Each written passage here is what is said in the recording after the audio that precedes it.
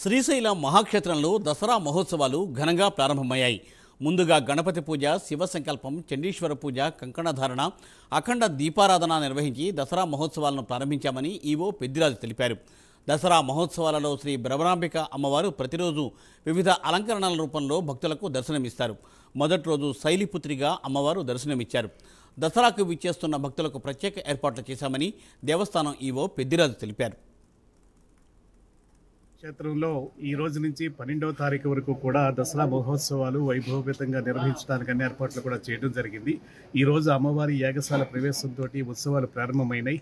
ప్రతిరోజు కూడా వివిధ రూపాల అలంకరణ చేయడం, అమ్మవారికి అలంకరణ అవి చేయడం, అలాగే ఒక్కో రోజు ఒక ప్రత్యేకమైనటువంటి వాహనంలో అమ్మవారి గ్రామోత్సవాన్ని కూడా నిర్వహించడం, స్వామి అమ్మవార్ల గ్రామోత్సవం నిర్వహించడానికి ఏర్పాట్లు అవి చేయడం జరిగింది.